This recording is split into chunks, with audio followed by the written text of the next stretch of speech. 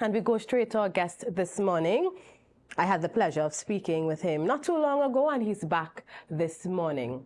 I speak of no other than the political leader of the Pnm Tobago Council, Mr. Ancil Dennis. And of course, this morning, sir, thank you for being with us this morning, and we are going to continue the conversation we are hearing, whether it's on the streets, in the office, in the media. On Monday, we heard the budget presentation by the finance minister, and everybody has an analysis to present, their opinion, etc. So we, of course, will get your take on that presentation this morning. So welcome again.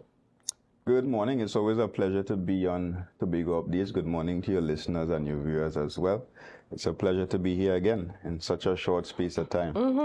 And before, of course, there are certain things I know we want to discuss coming out of the budget. But what's your overall view on Monday's presentation? I think the budget, of course, it was long. It might have been a record presentation of Definitely, 5 hours. Yes. But the Minister of Finance was very detailed with the government's achievements over the last few years. And I think that was necessary because, of course, we have the opposition all over the country with a lot of misinformation and, deliberate efforts to try to hoodwink the population and destabilize the country. So I think it was necessary for him to bring that kind of detail. On this occasion at least. But the budget was contextual because a government and a country operates within a global context. We're not existing by ourselves, and a small country like ours and the entire region actually is always impacted by global events. So we have to take into consideration our realities, the price of oil, the price of gas, which is our main source of revenue apart from taxation. We have to take into consideration the global environment, the global inflation, which stands at 5%. Some of the things happening globally that tend to destabilize shipping and global economies, which would cause some headaches for us and cause some increases in terms of the cost of importing goods into the country. So I think the budget took all those things into consideration, and I think if those plans are in fact implemented, then Trinidad and Tobago will continue to experience economic growth, as the forecasts have shown that we have been growing coming out of the pandemic. So I think we are on course, and the Minister of Finance read an excellent budget as far as I'm concerned.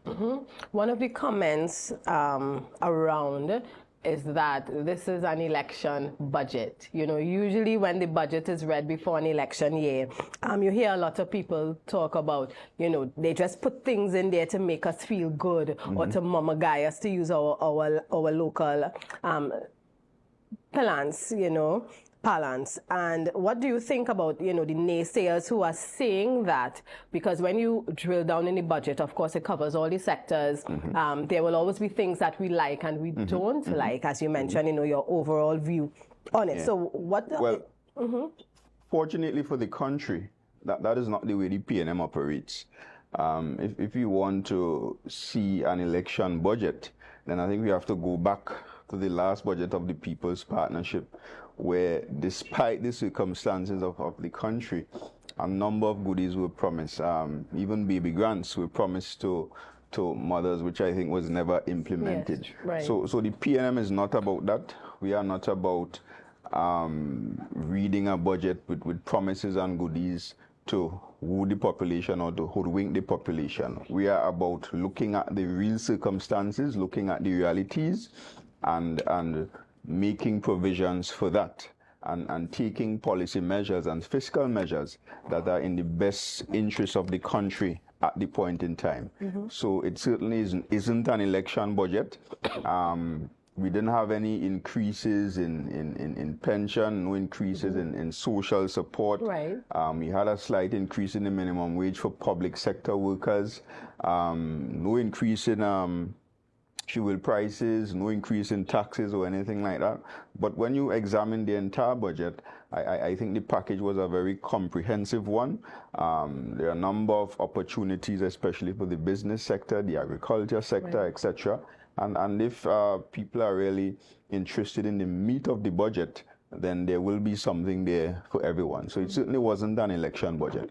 And the minister was quite clear in his presentation about that increase in the wage for those who are at the minimum wage level in public sector, because of course last year we know that the minimum wage was increased by 17%, and I mean the technocrats were quite aware that small businesses cannot handle an increase. But though it wasn't stated, do you think that having the public sector minimum wage increase would force the hand now of the private sector?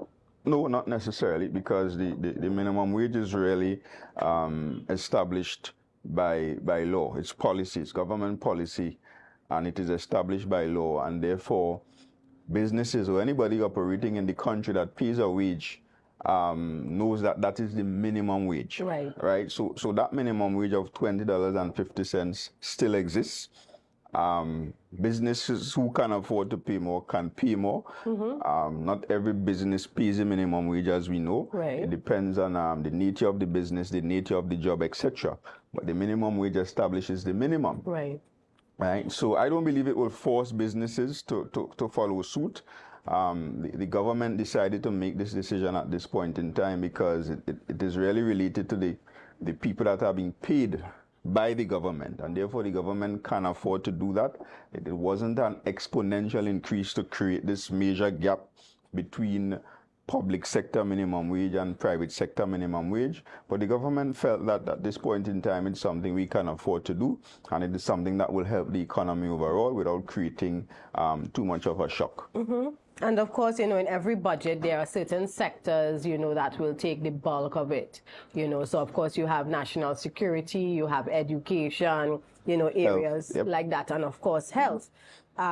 I just want, before we get in, and of course I know everybody's waiting to hear us talk about the THA part of it and the allocation, but before we get there, I know that grants were promised, book grants, etc. from the government, and people were asking if it was across the board in terms of Trinidad and Tobago, and I know that the minister spoke about the success of the $1,000 grant to assist those who are economically disadvantaged, and of course means tests, etc. were applied, and he's looking forward to it being again, implemented next year. Were Tobagonians afforded that opportunity in accessing that specific book grant? Yes. Tobagonians are in the fortunate position of always having two bites, sometimes at the very same cherry.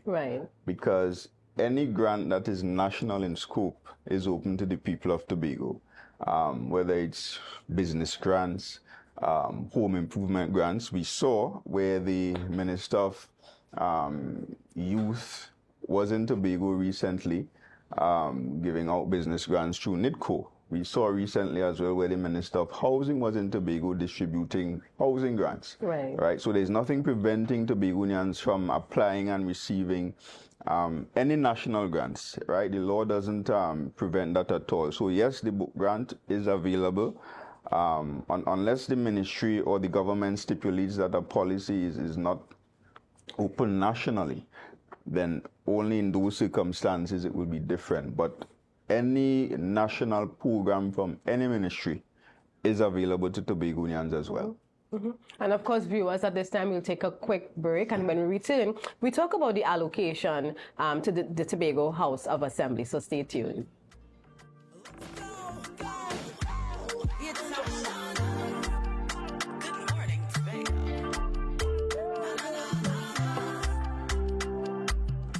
Thank you for staying with us, and welcome, and of course to all our viewers who may be now joining us this morning. We continue along the topic of our budget that was presented on Monday by the Finance Minister. We know that it's being spoken about at the barber shop, in the restaurants, on the streets, in the market, at home, and even many of our media houses have been hosting post-budget panels, etc., because everyone has something to say. And of course, we are no different here at Tobago Updates. We do have with us this morning is political leader of the Tobago arm of the People's National Movement, and we are also having that discussion about the budget. So thank you for joining us again, viewers. So Mr. Dennis, let's look at Tobago, because this is where it really matters for us. And we're looking at the allocation. We have heard what the politicians here have said. We are hearing what they are seeing in Trinidad, etc. And it depends on the side you sit on. You hear particular things, you know. So let's get right into it in terms of the allocation. And for some people, this may be the very first time they are hearing the information. So let's talk about the amount allocated to THA and the breakdown of it. Right. So I want to back up a bit. I just want to read it to the viewers some statistics, right? Because interestingly, the conversation coming from the leaders in Tobago at this time is riddled with inaccuracies. And to me, it's just flippant excuses for non-delivery and mismanagement. I want to read the allocations given to the PNM in their last 3 years. 2.283 billion in 2019, 2.134 billion in 2020, 2.357 billion in 2021. And we know that we were only there for about 3 months of that fiscal year. The total $6.7 billion. The PP, the TPP, well, it might very well be PP as an arm of the UNC. Right. In 2022, they received an immediate increase of 200 and something, close to $300 million. So they went to 2.521. They got a further increase last year to 2.585. And then even another increase this year at 2.599, a total of $7.7 billion. And yet they come to the population to claim that the Minister of Finance wicked and the central government wicked, and the budget was one that will suppress Tobago and prevent Tobago's development. That is a very interesting conversation, because these were the same people over the last 20 years when the PNM were in office, or the previous 20 years.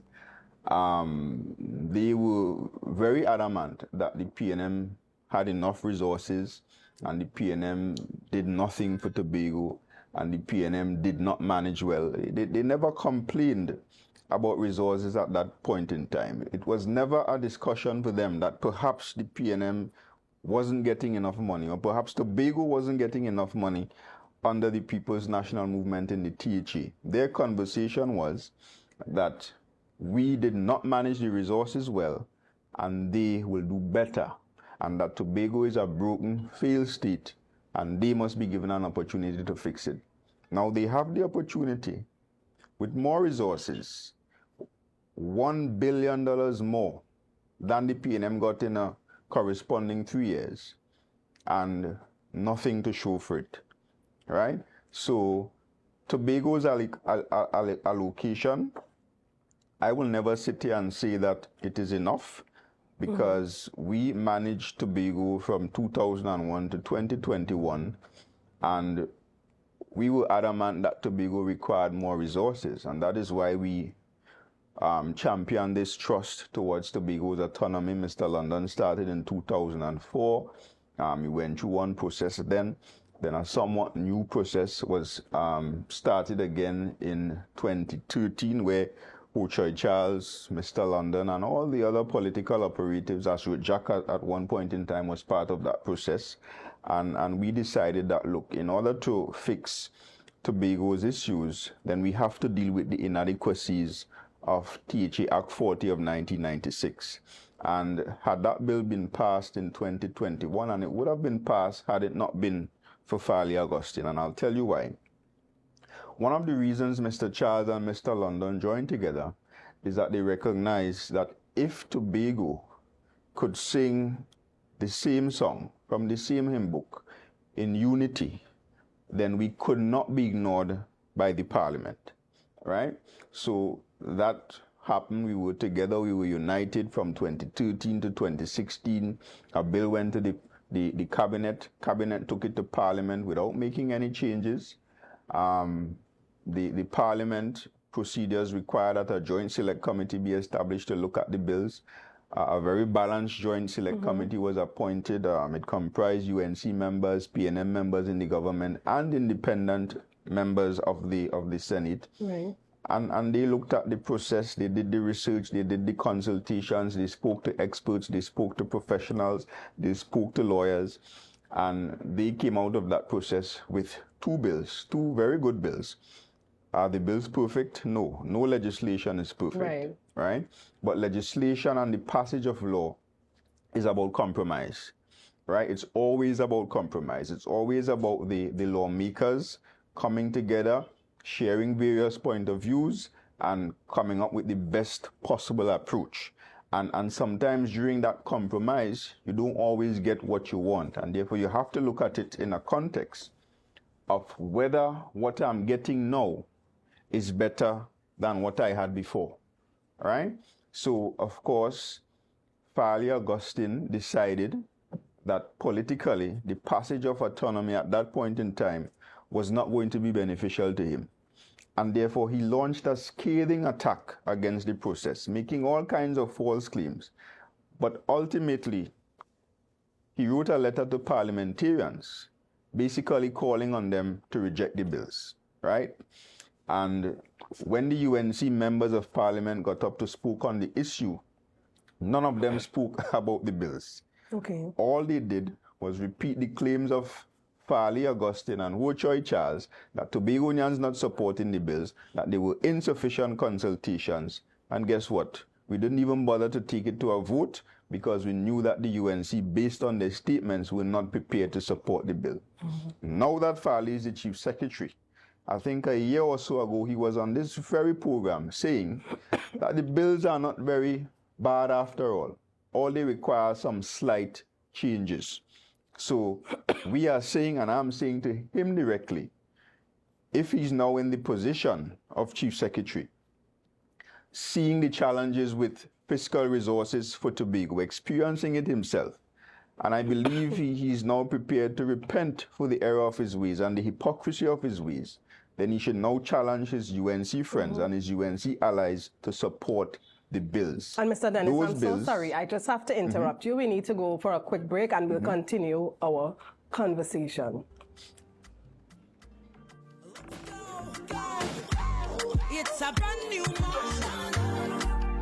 Good morning, let's go.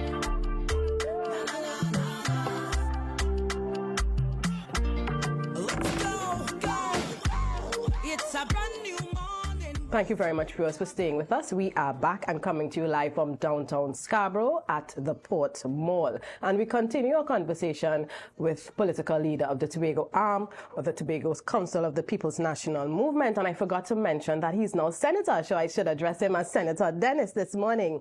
And he was just letting us know in terms of the autonomy bill and the rejection made by Mr. Farley Augustine. And we continue this conversation at this time. Yeah. So I am challenging the Chief Secretary to change his stance on the bills, right? Previously, it was strong rejection. I understand that he was out of office. He didn't feel that, you know, the passage of those bills would have benefited their election and their political position. But he's in office now, and he's feeling the pinch, obviously, unable to manage with limited resources, as the PNM were able to do over the last, the 20 years that we were in office. We managed with even scarcer resources. We managed with less resources.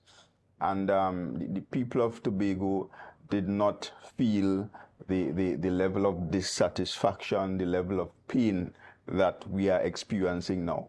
So now that he's in office, I'm asking him to change his stance, support the bills. The bills will guarantee 6.8%. And there's this talk that if the Minister of Finance wants, he can give the THA the 5.8% they're asking for. That is just foolishness. Why is it? Why? Because if we examine from 2001 to present, no government, whether it be UNC or the People's National Movement, no government has given the Tobago House of Assembly more than 4.37%, right? So it is foolish to expect this Minister of Finance to give you 5.58%. But why though? Why? Just like that. What is holding a central government from giving that? Because the budget is really an overall plan for the entire country. Right. Every ministry submits requests for funding just like the THE. Right. And all of them will have wishes and aspirations beyond what is available. Every ministry does that. And I can tell you a lot of those ministries, if the THA thinks that they are the only person or they are the only organization that does not get their full allocation, check out the ministries in Trinidad. And even during the cycle, even during the fiscal year, ministries experience cuts in their funding. Right. Because the government may decide that they want to shift priorities. They may want to take some from Ministry of Sports, for example, and give it to national security. That does not happen with the THA. So it is totally foolish to look at a 24-year period, seeing that all governments have given between 4.3% to 4.37%, I think, has been the maximum. But you are now coming to force the government or force the Minister of Finance to give the THA 5.58% after, because I must say this as well. The Chief Secretary brought a motion to the House the Thursday before the budget. That's 3 days before the budget. Guess what? By that time, the budget was already prepared. Right. And possibly printed. So that was just ridiculous and foolish politics and semantics. The reality is, in order to change Tobago's circumstances, where funding is concerned, we have to change the law. Right. This law that is before the Parliament, these bills, proposes 6.8% of the national budget. And guess what? If it is passed, no government, UNC, PNM or whoever, no government could take God out their thoughts and give less than what the law prescribes. Right. And that is what the word minimum means. Minimum is minimum, meaning you can't go below that. In addition to that, the law proposes that Tobago will have the ability to make laws for the first time. Currently, we cannot make laws. Right. Right? Currently, and we tried it before, the process of making laws in the THA, you know what it is? You bring a bill, you debate the bill, you pass the bill in the THA, and guess where it goes next? To the cabinet. Not even Parliament, the cabinet. And then cabinet gets to decide if it goes to the Parliament. Right. And then if it gets there, your fate is really in the hands of the 41 MPs and the 30 senators in the Parliament to pass your law. This bill proposes that Tobago will have its own legislature, including the president. So if we debate and pass a bill into law in Tobago, the president must then give assent. Be ratified. It's not even ratified. It's really a formality. Right. Because the president doesn't necessarily have the opportunity to refuse to pass or to refuse to give assent to a piece of legislation coming from the legislature. Okay. Right? So it removes the parliament, the national parliament, totally from the equation, and Tobago will have its own legislature. How do you reject that? And decide and make a conscious decision that if that is rejected, then your circumstances will remain the same. You will remain with 4.03%. You will remain as the minimum. You will remain in a situation where you are unable to make laws for the good governance of Tobago. And I want to say as well that had that law been in effect since 2021, had Farley taken the gamble and said, all right, I'm joining with the PNM, and I'm calling on the UNC to support the bills. Guess what? The UNC would not have had a choice, because a powerful signal would have come from Tobago that this is what we want it now, and we have to get it now. Had it been passed, he still might have won the election, and he would have had available to him today on this occasion in this budget $4.06 billion, more than what he requested. And had it been passed back in 2021, this administration, instead of benefiting from only an additional $1 billion, it would have benefited from a further $4.5 billion. And that is the facts, and it cannot be disputed. So I'm calling on the Chief Secretary, and I'm calling on the Tobago House of Assembly to join us in the PNM, because we are now going to call on the Parliament. The bills are going before the Parliament again very soon. I will be in the parliament on this occasion. Right. I was there the last time it was debated, but I was not there as a lawmaker. This time I have the opportunity to serve in the Senate as one of the lawmakers that will hopefully vote for this bill. I'm calling on the Chief Secretary, I'm calling on the THE, I'm calling on the TPP, I'm calling on the PDP for us to come together and make this final clarion call on our parliament and parliamentarians to support the bills as they currently are, right? And even if the bills require the slight changes as the Chief Secretary may suggest, then the parliamentarians are free to debate that and go back and forth and come up with the best possible clauses to treat with the specific situation and pass the damn bill. That is what needs to happen. Right, and I don't want us to really switch our conversation in terms of the budget, though it's connected, but I want to follow up on a statement because you have accused or you have said that the Chief Sec would have rejected the bill, but if I remember clearly, he was very specific in why he rejected the bill. And yes, there was a introduction or a proposal of increasing the allocation 6.9%, 6.8% minimum. 6.8% minimum. But I know one of the concerns expressed not only by the Chief Secretary but others as well is that that fixed percentage in terms of 6.8 would mean something this year, and in the next 10 years it may mean something else. And one of the other concerns, of course, and we've heard this back and forth in terms of the definition of what Tobago is in terms of its borders. So specific points were shared in terms of why the bill was rejected and not just, And that is irrelevant. And I'll tell you why. This talk about not having a percentage is ridiculous because we have had a percentage for several years. But does that mean it's right? Or? And I see nothing wrong with it because there is a fiscal review commission that will be put in place and that will have the responsibility with some teeth when you check the legislation properly to periodically review the Tobago House of, it will be the Tobago Island government at this time. So even moving from Tobago House of Assembly to the bill prescribing that there be a Tobago Island government, which is what Trevor and Farley and they are calling themselves now, right? But they will have the opportunity to call themselves that correctly when the bill becomes law. So it prescribes a fiscal review commission that will have the teeth to review Tobago's allocation from time to time.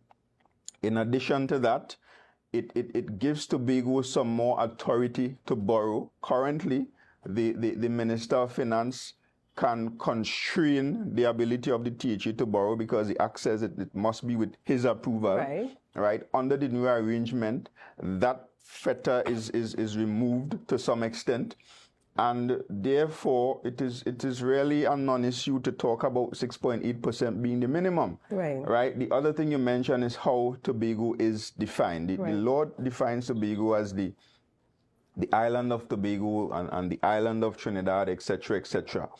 The point of contention has to do with the amount of maritime resources, right? That is what people are really trying to treat with. Maritime resources within the island of Tobago. And to me, again, that is a non-issue because all the legal experts have looked at that proposal and they have advised that the best arrangement is to have an exclusive economic zone for the entire country, the unitary state of Trinidad and Tobago, right? And all the resources, I saw during the election campaign, Farley and they again with their folly, put up some very misleading posters all over the place. Some of them are still up. I think there's one in Rockleyville, right, identifying what they consider to be the discoveries of energy resources and affixing some ridiculous sums to those resources, trillions of dollars in some cases. The reality is that we cannot and we have not been able to determine the value of those fines. And therefore, for me, The resources are the resources of Trinidad and Tobago. Right? Full stop. I do not support us going down the road of Tobago, you keep your oil, Trinidad, you keep your oil. That is not the way a unitary state operates. Right. All the resources within the jurisdiction belong to the people of Trinidad and Tobago. There is a central government, and some people are arguing as well for federalism, that you should have a federal government and a government for the island of Trinidad and a government for the island of Tobago. That is just one complicated opinion. Right. Right? The simplest way for us to treat with this current situation are the two bills before the parliament. Because guess what? In order for there to be a federation, the people of Trinidad will need to agree that they want to establish a federal government at the top and also a government of Trinidad. How long do you think that process is going to take us? Right. Right? So it is really counterproductive to attempt to introduce those things into the discussion at this point in time. And you are trying to tell me that you're getting a 6.8% minimum, billions of dollars in addition. You're getting the opportunity to make laws. You're getting a fiscal review commission that will review Tobago's allocation from time to time. You're getting authority to treat with all the critical areas of government on the island without the cabinet domination that we currently have. And you are telling me that you are going to reject that just because you don't get 200 nautical miles? So does that make sense? So has central government been giving the THA its full allocation in terms of what would have been presented and what was, set out to be given to THA? Has the Tobago House of Assembly been getting the full allocation? Yes. As far as I'm aware, the answer to that is yes. Now, mind you, a budget is a forecast. The Minister of Finance may read his budget and say to the population that I propose to spend $60 billion. Right. Then, during the cycle, during the fiscal year, certain conditions may arise, circumstances may change, and the government may only spend $55 billion. Of course, they will come back to make the necessary changes. The Tobago House of Assembly is entitled to a minimum 4.03% of the $55 billion, not the $60 billion that was originally read. Yeah? Right. So it is really foolishness. And if the THA really believes that they were not given all their money and that the Minister of Finance is robbing the Tobago House of Assembly, then go to court. Farley has been there for 3 years as Chief Secretary making these allegations. Go to court. But he would not go to court because he knows he cannot win in court.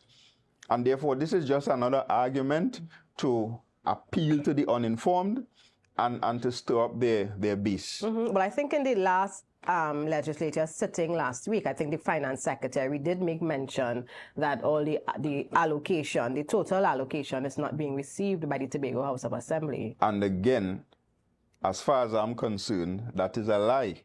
And if that is the truth, go to court, take the government to court. And because what they're accusing the government of there is breaking the law. Right.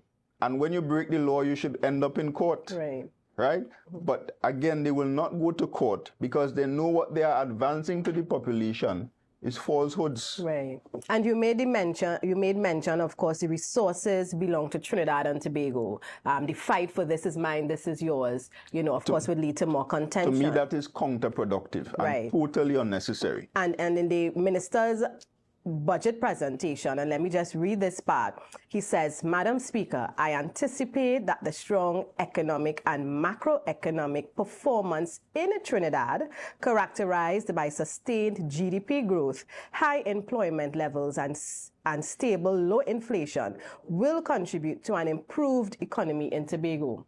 Well, the minister may hope for that, but the reality is, in Tobago, there's a Tobago House of Assembly. And yes, while the overall country situation will impact on Tobago, if our resources in Tobago are not managed well, then that will not redound to the economic benefit of Tobagonians, right? And that is the other thing I wanted to mention. Notwithstanding any allocation, the question is really, are our resources being managed effectively in the best interest of the people of Tobago? And the answer to that is no.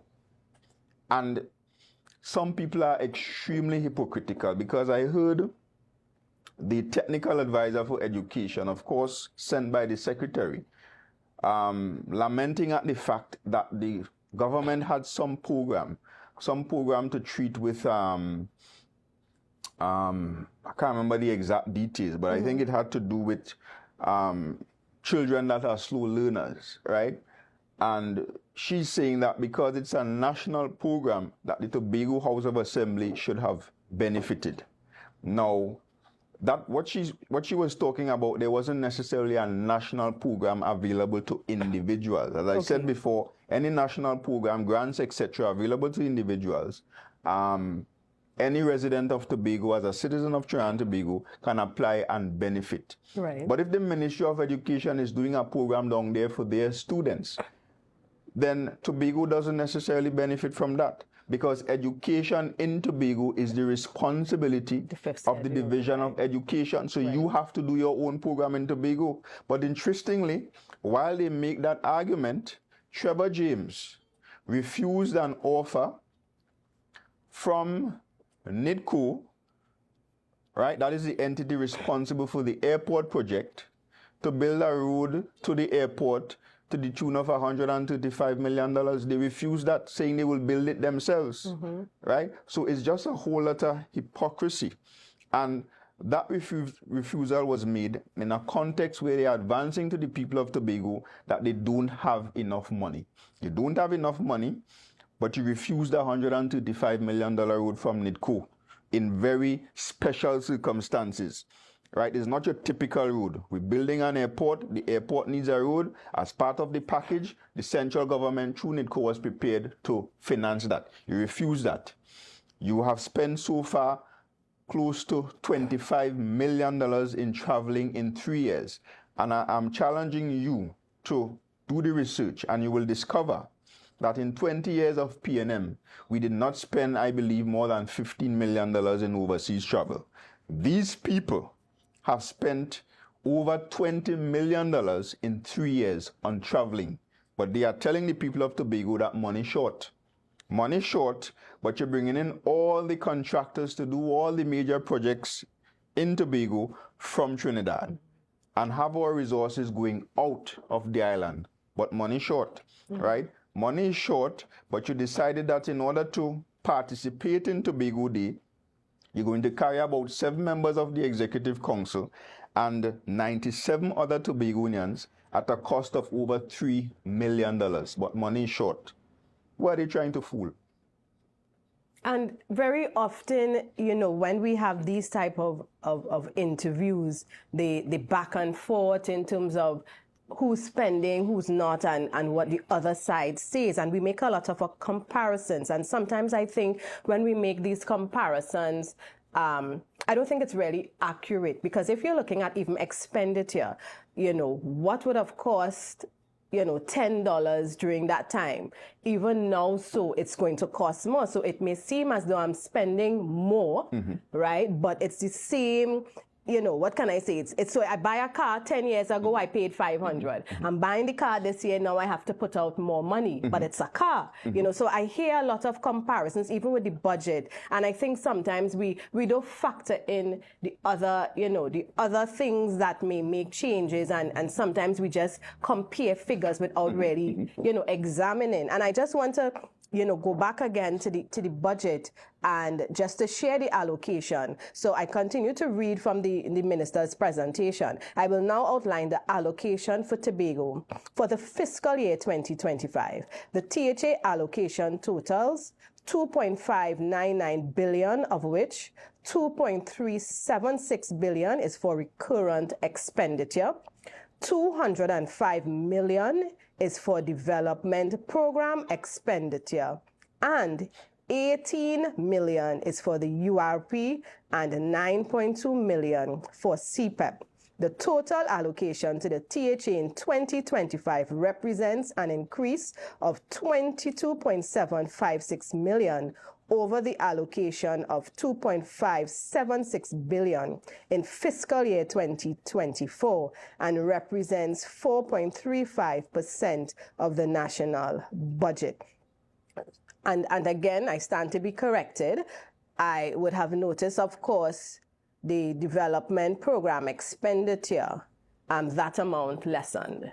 Right? And for many, that seems to be a concern, not just for those who are leading the Tobago House of Assembly, but Tobagoans in terms of trying to understand. You need development. And Newsflash, for those who did not know, the Tobago House of Assembly is the only entity funded by the budget approved by the Parliament that can spend its resources however it sees fit. So no matter, of course, in order to allocate the money, right, the Ministry of Finance will place the money into several votes based on the THA's request. Right? That is simply procedures and how the system is designed. The Tobago House of Assembly is free to spend that money as they see fit.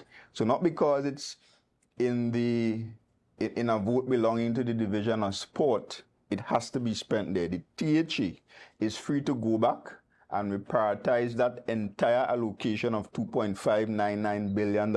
It doesn't matter where it was placed, right? And they know this. They can go back and reprioritize that and spend the money however they see fit. They have that authority under the law.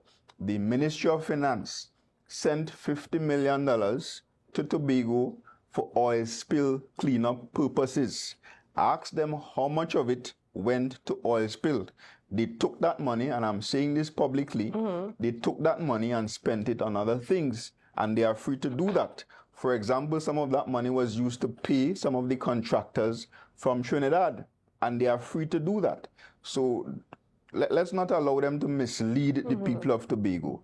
The Ministry of Finance will apportion the money to various votes.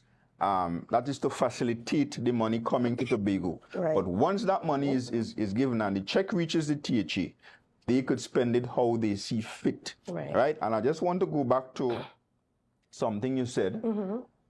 Yes, the value of money changes due to something we call inflation, but we have to look at the specific actions. The Pnm administration did not engage in the kind of ridiculous and flippant and unreasonable and selfish overseas travel that we are seeing from this administration.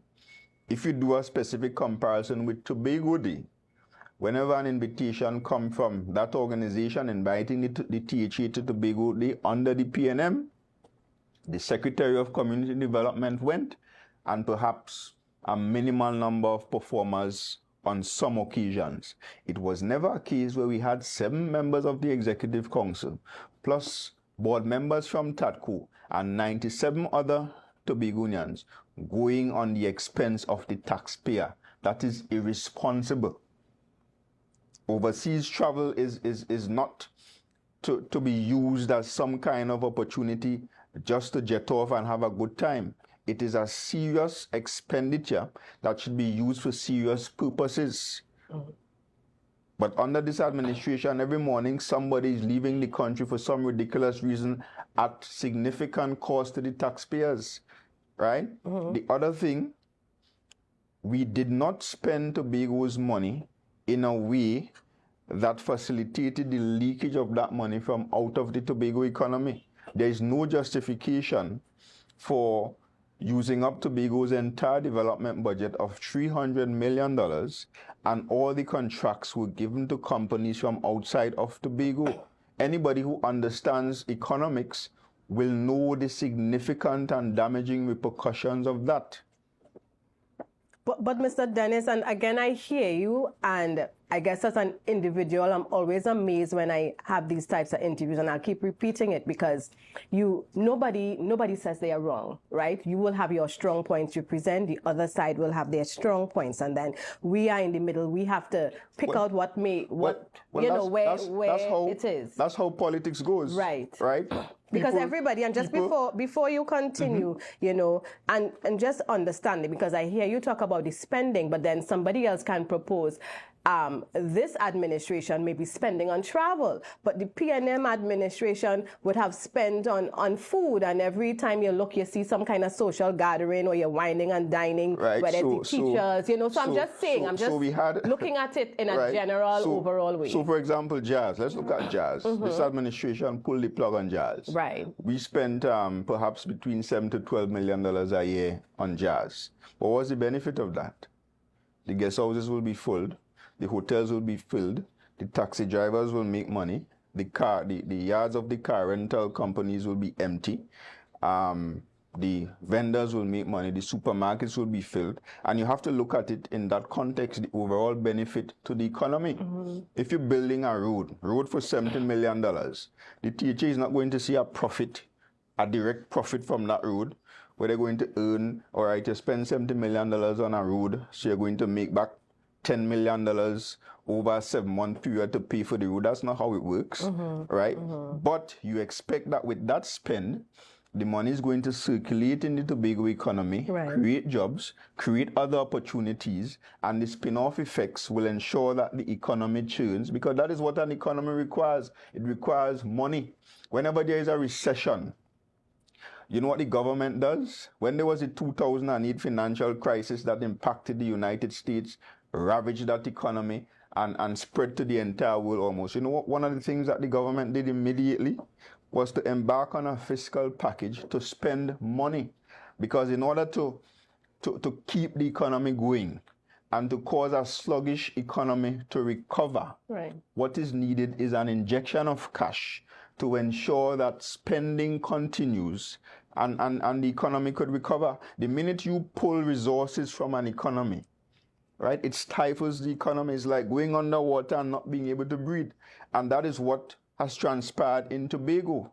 If you remove $300 million per year just like that, you pull the plug on jazz, you have basically damaged the Tobago Heritage Festival product. I think 2 or 3 major shows didn't come off this year, right? You cut the resources, saying that the communities were getting too much money.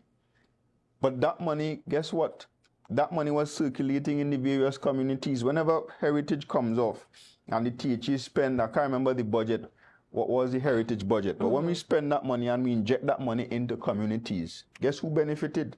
The people of Tobago. And when you remove that, right, when you pull the plug on jazz, when you destroy the Heritage Festival, when you destroy the February Carnival, and when you embark on an October Carnival that has been totally sold out to Trinidad promoters and Trinidad operatives, and when you come to the development program and you pull the plug on the Agriculture Access Road program, you pull the plug on all the small projects, you pull the plug on the rental lease program and bringing all kinds of people from outside of Tobago to benefit from that, where do you think that money is going? And I'm smiling because, again, I'm hearing you and I'm still thinking of examples under the PNM administration where Trinidadians were brought in to do things, and you mentioned heritage. And when the airing of heritage, at one point the person, and again I stand to be corrected from what I remember, the contract went to someone from Trinidad, right, in terms of airing, and he would have subcontracted it to someone here because he's like, you have the people here, I don't have to come, you know, and I mean, you hear, so there's things like that, and that's what I'm saying. So if it happened then, it was wrong. I don't know that it happened. Right. But if that happened, as long as you have a situation where talent, resources, and skill is available in Tobago, and you bring somebody from outside to do it, that is wrong. And that is not something I will support. Right. And I could tell you that under any PNM administration, I'm not agreeing that it happened in the past. Understand. That is not the policy.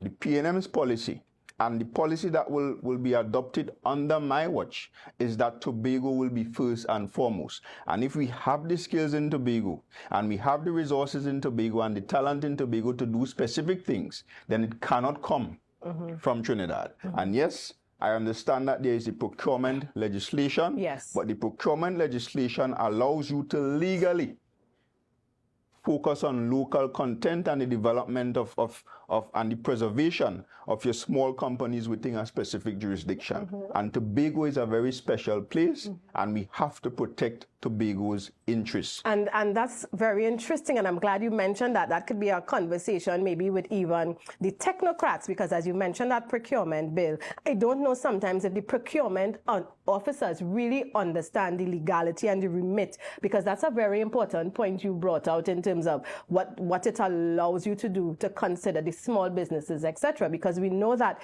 Tobago does not have a large private sector. Precisely. And you have a lot of small businesses on the island who can offer the services. Yes, it may be $5 more, right? Of course, and we could understand why a lot of the things are coming. You have to pay the extra shipping. And many of the THA offices, let me don't say many, I don't have the specifics, right? So some of the THA offices will always continue to do business with Trinidad suppliers. And that is wrong.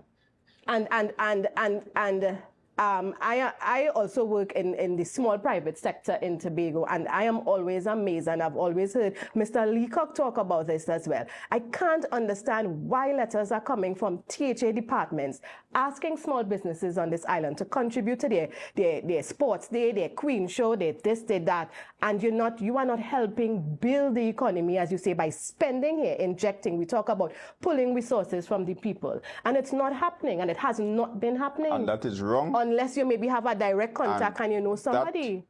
Actions like that will destroy this island. But it has been happening. And I'm not exaggerating. Once Tobago receives its allocation, 99% of that money should stay in Tobago and circulate in Tobago. Now, I will accept that there are some things, some contracts that you will have to open to the national scope because of the technical capacity that might be required. Right. The airport is an example. I am not aware of any Tobago contractor that could have built that airport. Right. But the road for the airport, a roundabout, a drain, to provide media services, to provide whatever. But is it that, I don't know, and you again, it's just a question as we kind of going off in this direction. We have to wrap up because we are well over our time. When these large contracts are given out, as you say, for example, the building of the airport, is there any clause or any expectation of these large contractors to subcontract some of the... Of course, and that is the case with the airport project. Okay. They are legally bound to do that as part of the contract. Okay. You must have a certain percentage of local content. Right. Okay. Right, so even if we're saying that we do have the skill, right, but there are specific parts of that project, like pouring concrete. Right. Or planting grass. Right. Those things can be sourced from within Tobago, right? So, of course, all those things will be built into the project. But the bottom line is, if you spend the limited resources, as they say, in a manner that does not benefit the people of Tobago, then you are further limiting the already limited resources. And you are destroying the Tobago economy. And I have to admit, I have to say to the people of Tobago that over the last 3 years, the Tobago economy has not only shrunk, but in my opinion, it has come to a screeching halt. All right, and I think we can end on that note. Again, it's very important for those of us who live here to listen to what's going on around us, and we have to learn to hold our leaders accountable. It doesn't matter, what color you wear. I always say, when you cut me, you cut my neighbor. We bleed the same color. It's not a party color, but we need to always listen, ask questions, do your research. Not because you hear a politician accuse this one of corruption or this one, now go and just repeat that. What is the corruption? What's the details? Get the facts. It's very, very important to be informed as much as you can. Listen to the different sides as well. If you are PNM, you don't only listen to PNM. If you are TPP, UNC, you don't only listen to, them. And you have to understand that at the end of the day, we all have to live in this beautiful island, and we should really try to put Tobago first. I always make the statement with the politics, it doesn't matter who is in power for me in that. I still have to get up, go clock in. I have to work hard, pay bills, and then, clock out. But we're talking about policy, we're talking about having a better future for our children and those to come. So you need to be active, you need to listen, and you need to make informed decisions. It is your right to support a political party and stand for them.